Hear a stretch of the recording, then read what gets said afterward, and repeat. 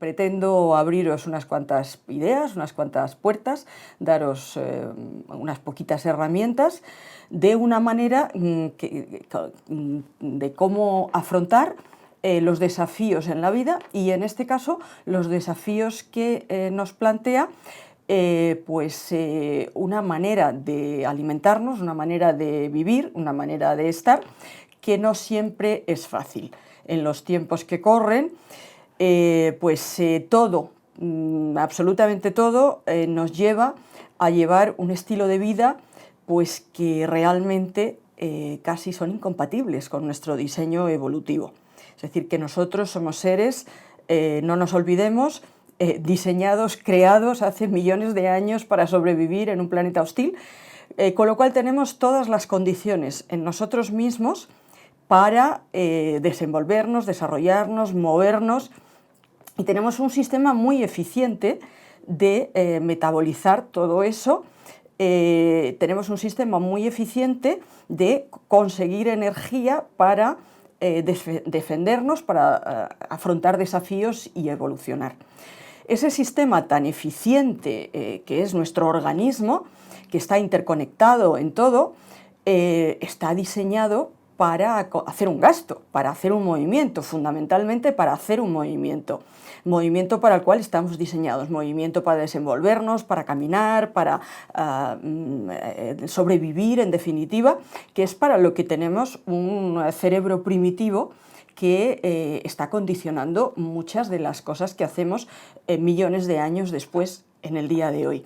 Entonces muchas veces nos olvidamos de eso, nos olvidamos de que tenemos ese cerebro primitivo y ese diseño de todo nuestro organismo que al mismo tiempo de ser muy primitivo es muy eficiente, tan eficiente que hemos sobrevivido y dominamos al resto de las especies de este planeta.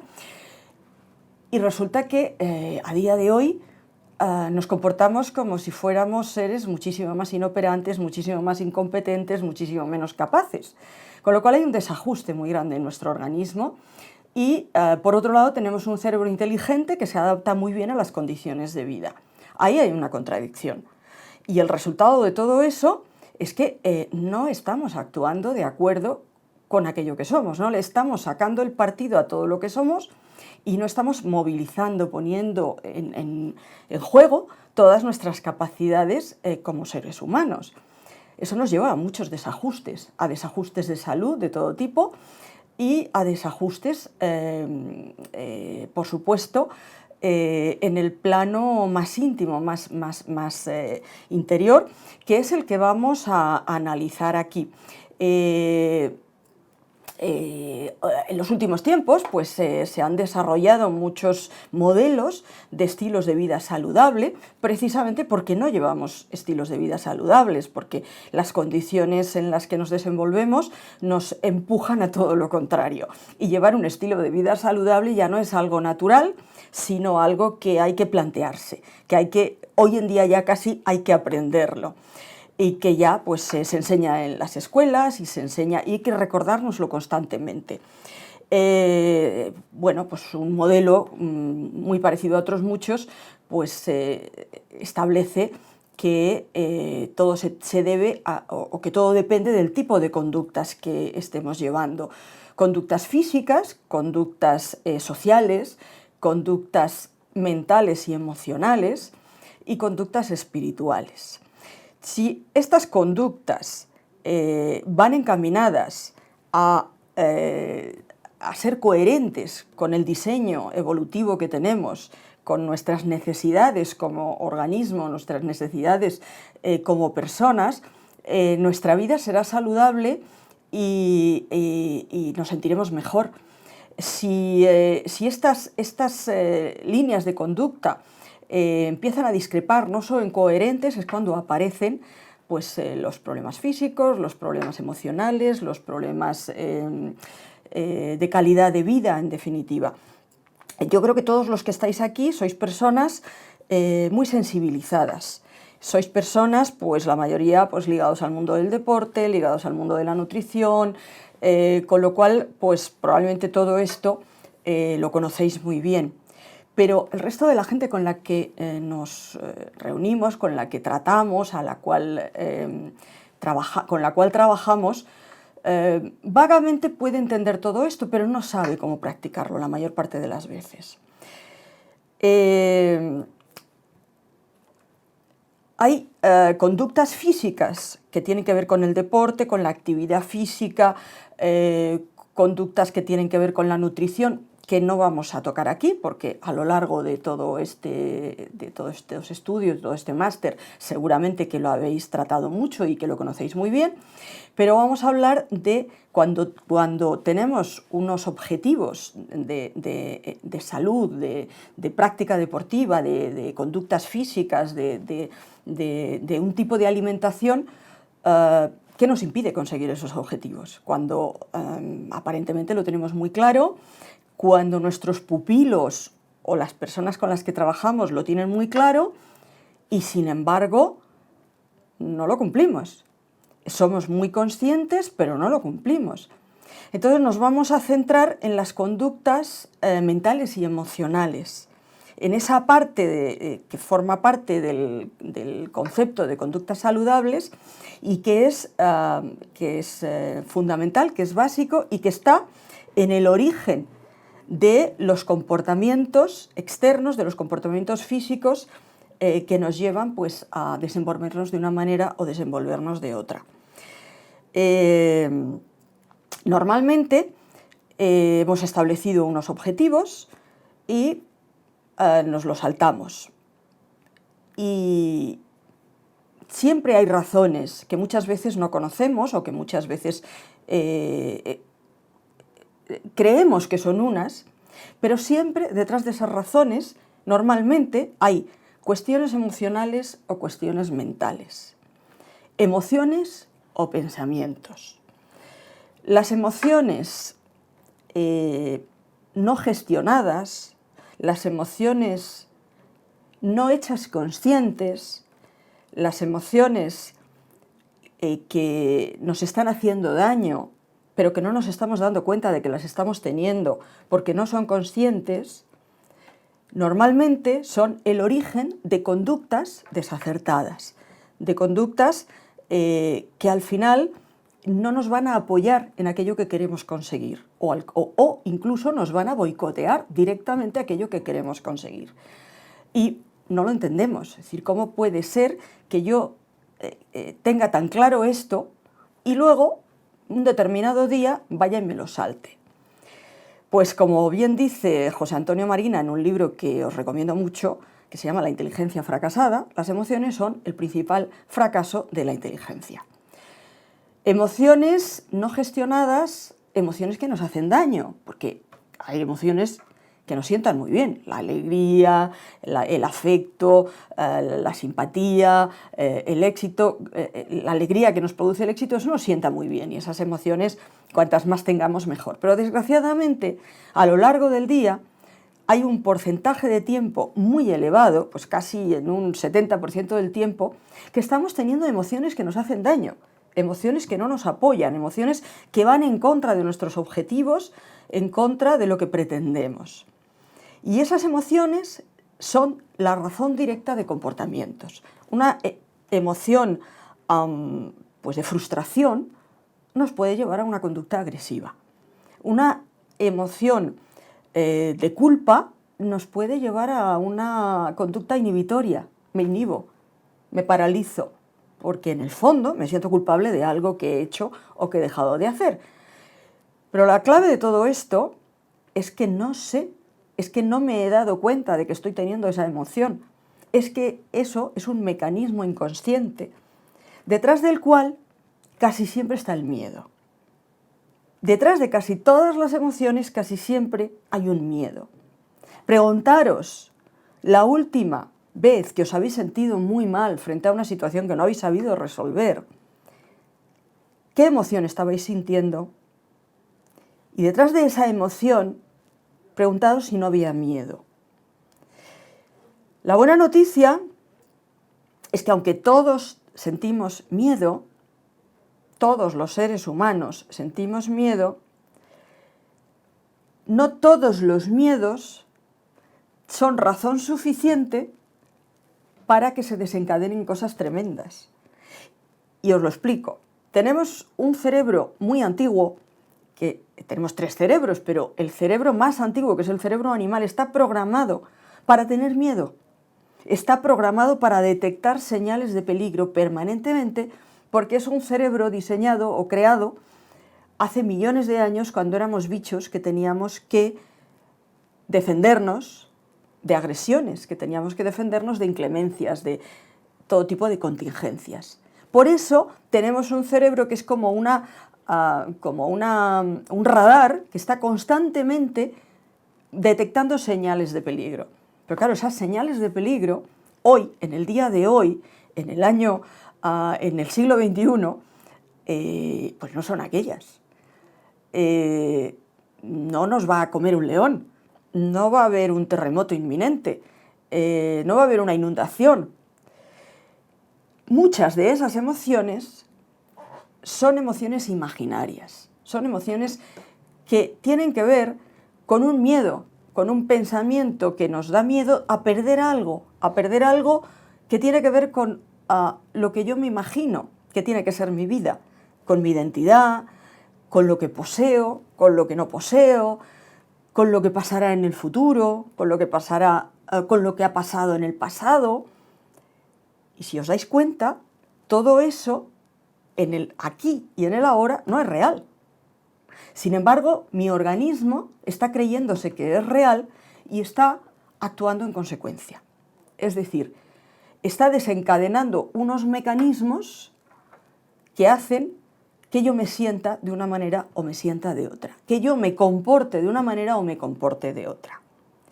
Y detrás de la mayoría de los comportamientos, incluidos los de boicot o los de autoboicot que nos hacemos o que le hacemos a los demás, suele haber una emoción que tiene que ver con el miedo. ¿Cuál es la cuestión? Aprender a darnos cuenta de qué emociones estamos sintiendo y si esos miedos que tenemos los podemos manejar o nos manejan ellos a nosotros. Si somos nosotros más grandes o esos miedos son más grandes que nosotros. Cuando hacemos ese análisis, cuando nos damos cuenta, cuando tomamos conciencia de esa emoción que hay detrás de un comportamiento, la mayor parte de las veces, racionalizando aquello, nos damos cuenta de que cada uno de nosotros somos mucho más grandes que esos miedos que tenemos, que muchas veces esos miedos son imaginarios o van a pasar en el futuro y a lo mejor ni siquiera pasan, o pasaron en el pasado y ya han pasado. Todo eso que aparentemente, dicho así, puede ser sencillo, realmente es complejo. Y entonces aquí es donde aparece una metodología de trabajo que se llama coaching y que puede llegar a ser muy sofisticada, pero también puede llegar a ser muy sencilla, que es lo que yo pretendo transmitiros hoy, unas poquitas claves, para transmitiros pues, una manera de enfocar las cosas y una manera de abordar las conductas y los comportamientos vuestros y de las personas con las que trabajéis, vuestros pupilos, las personas a las que entrenéis o a las que ayudéis a alcanzar una condición física o una calidad de vida, una manera de abordar lo que les está pasando, porque detrás casi siempre suele haber emociones no gestionadas. Y ahí está esta metodología, que es una metodología de acompañamiento. Acompañamos a la persona a descubrir por sí misma qué le está pasando. Es decir, no le decimos lo que está pasando, porque todos vemos muy bien lo que les pasa a los demás, pero lo que nos pasa a nosotros nos cuesta mucho trabajo verlo. Si alguien nos lo dice, no lo vemos, lo tenemos que ver nosotros mismos. Por eso en la metodología de coaching está la esencia, que es el método socrático, que es basarnos en que nosotros solo podemos preguntar, que poca sabiduría podemos transmitir al otro, porque realmente el otro es el que sabe sobre sí mismo.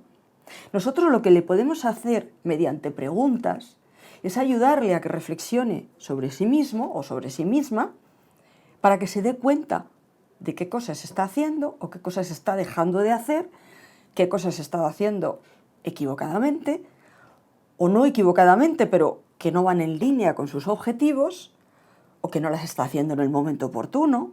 Es decir, hay muchas razones. Esas razones solo las puede descubrir la propia persona. Y nosotros, como acompañantes, lo que le podemos hacer son preguntas, preguntas, preguntas. ¿Cómo fue esto? ¿Cómo se desarrolló aquello? ¿Qué estabas pensando? ¿Qué estabas sintiendo? ¿Qué emoción estás sintiendo? ¿Qué quieres hacer con eso? ¿Cómo lo podrías hacer de otra manera? ¿Qué te está impidiendo hacer esto o lo otro? Nosotros nos basamos en que mediante preguntas la persona analiza y reflexiona sobre sí misma y le ayudamos a reflexionar en todo su entorno de su vida, en aquello que está haciendo, en aquello que no está haciendo, en qué quiere conseguir, de qué se quiere alejar. Y hay un momento en el que la persona comprende.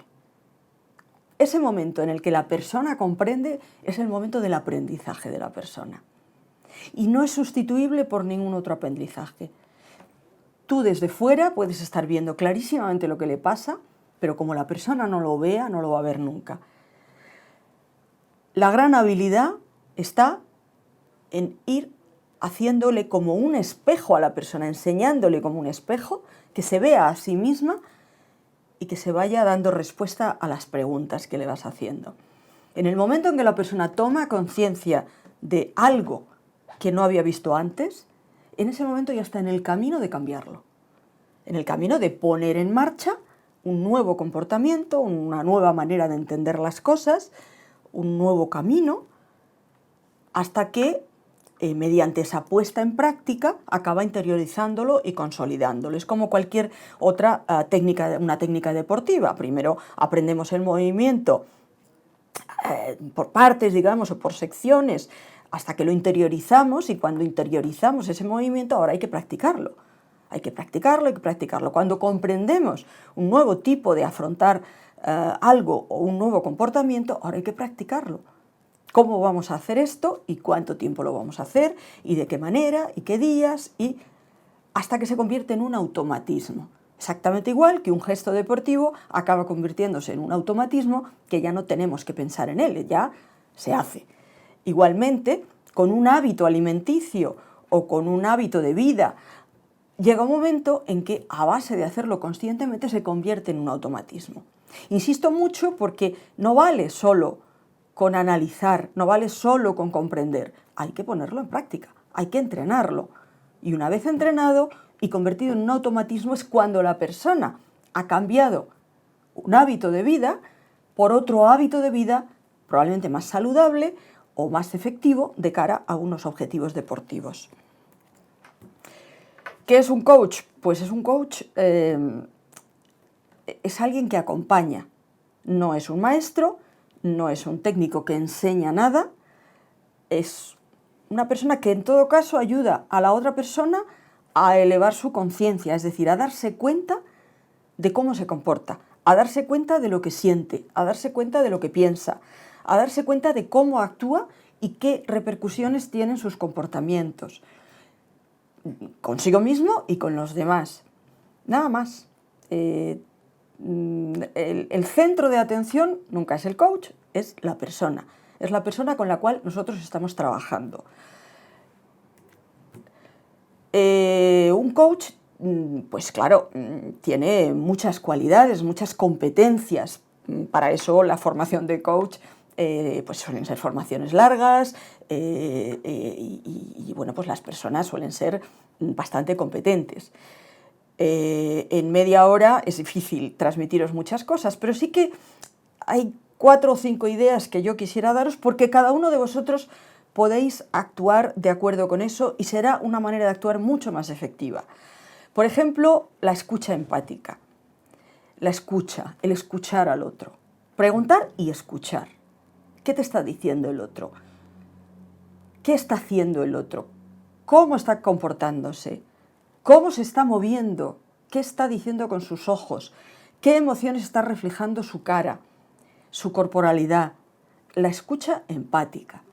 La escucha empática, entiendo al otro, comprendo al otro, me pongo en sus zapatos, reconozco sus emociones, que para eso todos los seres humanos estamos dotados de la capacidad de reconocer las emociones en el otro. Todos probablemente sepáis que tenemos unas células, neuronas en el espejo, en el cerebro, que se llaman neuronas espejo, que nos permiten conectar con las emociones de la otra persona. De la misma manera que podemos, si estamos muy atentos a la otra persona, conectar con su emoción, también le podemos transmitir una emoción a la otra persona. Una emoción de ánimo, una emoción de alegría, una emoción de empatía, de te comprendo, te entiendo. Y eso será muy efectivo a la hora de acompañar a alguien con quien trabajamos. Cuando una persona se siente escuchada y siente que tú parafraseas, que repites lo que está diciendo, eso es un motor de reflexión muy potente para la persona y la hace volverse a sí misma y darse cuenta verdaderamente de quién es, de cómo se comporta y cómo hace.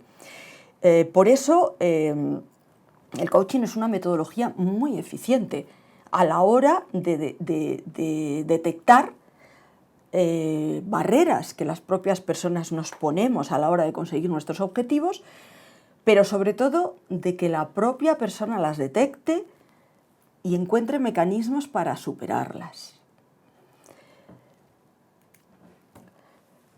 Hay una metodología muy sencilla también y también muy eficaz, que es preguntarle a la persona quién eres. Desde el quién eres de verdad, desde el cómo te comportas en tus emociones, en tus pensamientos, en tus comportamientos inconscientes, haciéndolos conscientes, desde ahí, ¿qué es lo que quieres? Porque muchas veces una persona te dice, quiero esto, pero realmente no era eso lo que quería. Confrontada con su verdadero yo profundo, la persona se da cuenta de que o no quería eso, o no le compensa el esfuerzo que tiene que hacer, o no lo quería por la razón que pensaba, sino por otra diferente.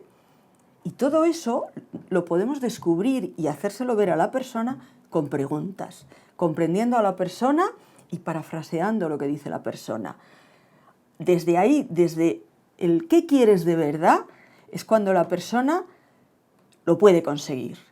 Es decir, por ejemplo, te encuentras con una persona que quiere dejar de fumar y trabajando con ella, y cuando llega a comprender sus razones, a lo mejor se da cuenta que es que no quiere dejar de fumar, que realmente no, a él le gusta, que lo que pasa es que le han dicho que eso es malo para la salud, pero entiende que se lo están imponiendo desde fuera.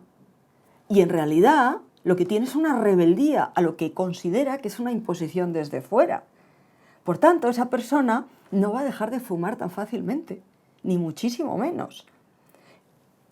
Nosotros, cada uno de nosotros enfrentados a esa parte más oscura que tenemos y manejando esa parte más oscura, es cuando podemos darnos cuenta de ese tipo de patrones inconscientes que dan resultados que no me comporto mal, que me comporto de una manera que no es la adecuada para conseguir mis objetivos. Cuando comprendemos esas emociones que están detrás, podemos entonces aprender a gestionarlas. Cualquier emoción, una emoción de miedo, una emoción de ira, una emoción de culpa, una emoción de resentimiento, analizada, primero reconocida, sí, tengo miedo. No pasa nada, todas las personas tenemos miedo. No pasa nada, vamos a ver qué hacemos con este miedo. Si me siento culpable, me perdono. Si he cometido un error, me perdono y reparo lo que he hecho, en lugar de quedarme ahí colgado o colgada con esa culpa de que ayer me metí un atracón porque me fui a la nevera y atraqué la nevera. Olvídate de la culpa, perdónate por haber hecho lo que hiciste y ahora empieza un nuevo día y vamos a reparar lo que hemos hecho.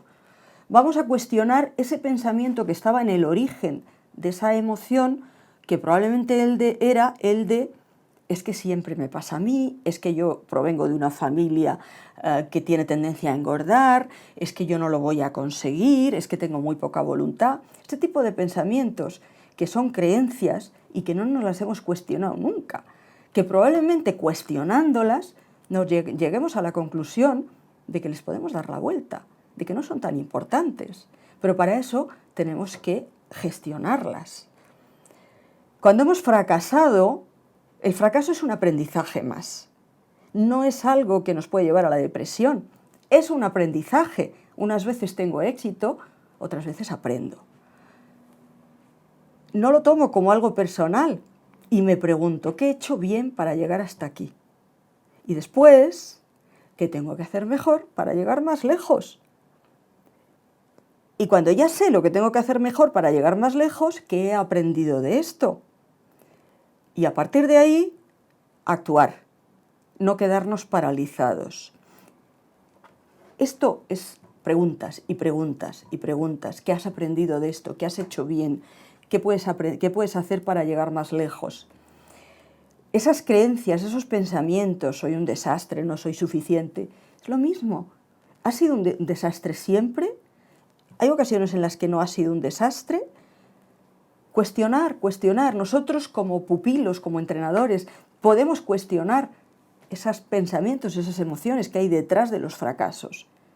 Podemos ayudar a nuestra gente a darse cuenta de que la mayor parte de las veces son cosas fácilmente abordables, fácilmente cambiables y fácilmente superables.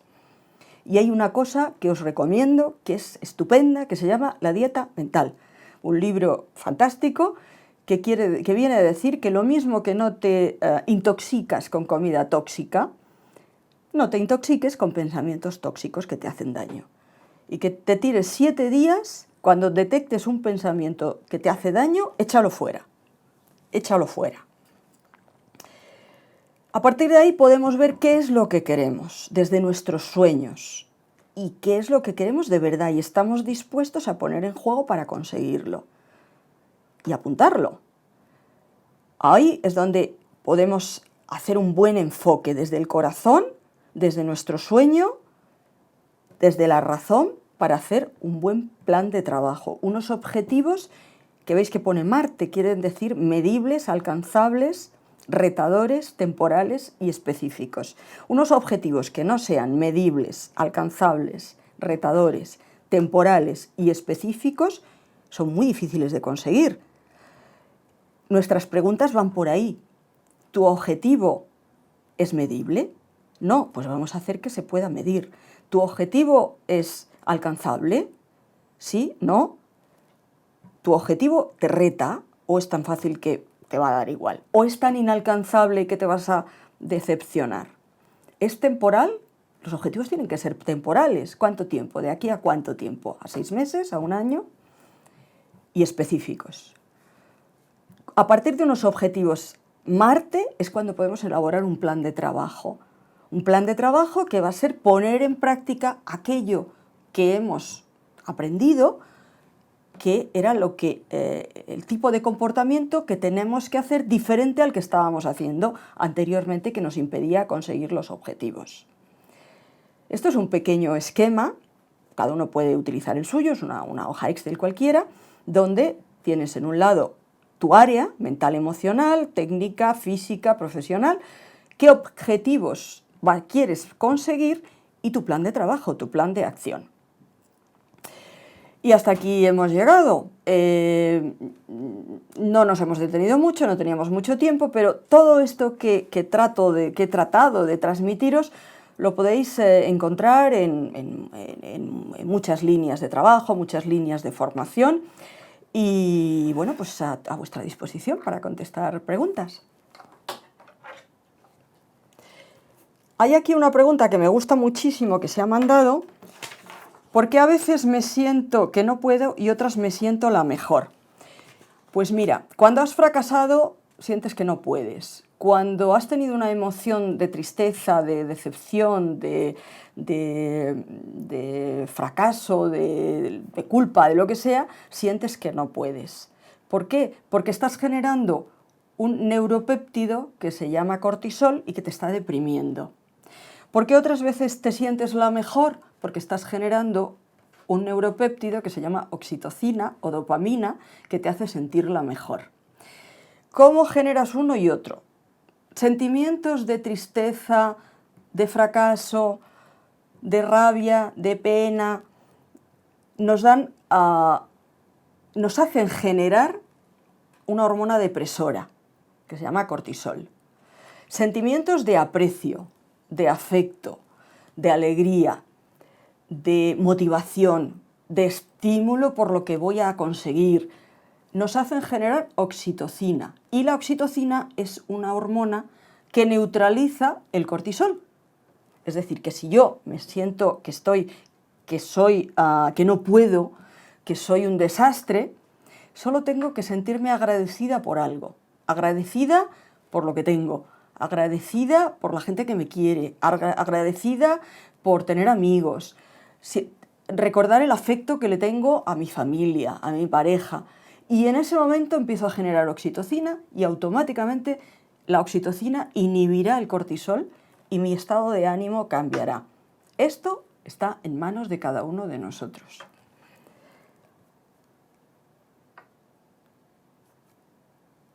El hambre es real, así que el miedo es real. También hay que entender que el hambre real solo aparece cuando la persona va a porcentajes de grasa perjudiciales e insostenibles. Pues es que, claro, porcentajes insostenibles no es de lo que estamos hablando aquí. Aquí estamos hablando de vida saludable. Aquí estamos hablando de un aporte calórico exactamente igual que el gasto que tenemos, de un aporte nutricional correcto y adecuado en los porcentajes recomendados por cualquier estudio, por la pirámide nutricional, es que por debajo de eso, claro que aparece el miedo y aparece todo.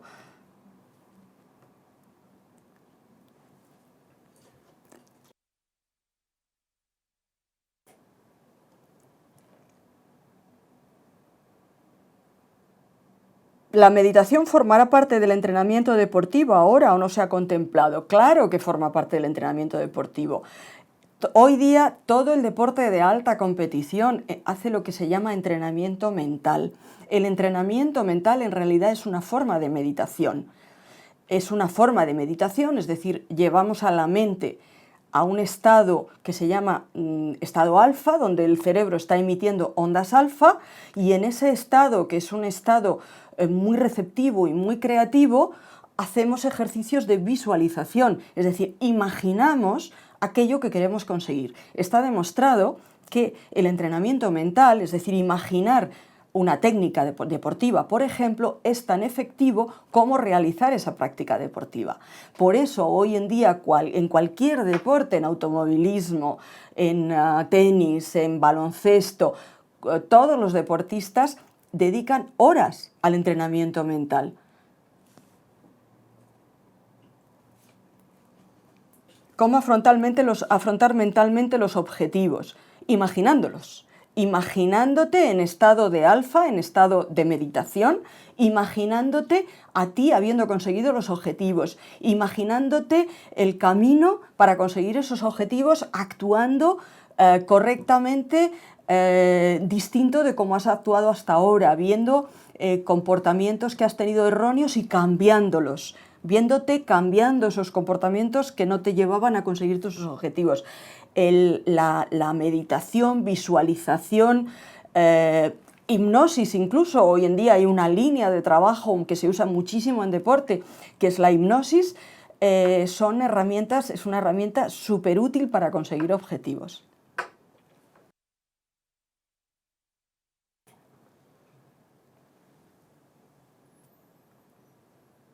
Para contrarrestar el cortisol, ¿se puede recomendar hacer deporte? Por supuesto. el deporte, la práctica deportiva, el ejercicio físico aumenta las dosis de dopamina, de serotonina y de oxitocina, porque nos sentimos bien y porque además normalmente lo hacemos con otras personas con las cuales nos unen vínculos que llegan a ser afectivos y que también contribuyen a generar oxitocina. Por supuesto, porque además el cortisol es una hormona depresora que viene pues, por sentimientos pues, de tristeza, de miedo, etcétera, etcétera, y la práctica física, al activar los procesos vitales, al activar los sistemas, sistema endocrino, sistema cardiovascular, lo que está haciendo es todo lo contrario, es porque el cortisol deprime y la activación deportiva activa, con lo cual las dosis de cortisol bajan. Además, la actividad deportiva genera testosterona, tanto en hombres como en mujeres. Entonces, pues también la testosterona, al subir el ánimo, al hacernos más activos, también hace que hagamos una práctica deportiva más satisfactoria, con lo cual generamos serotonina, dopamina. Bueno, pues yo creo que ya terminamos. Agradeceros una vez más haber estado aquí y bueno, pues espero veros pronto.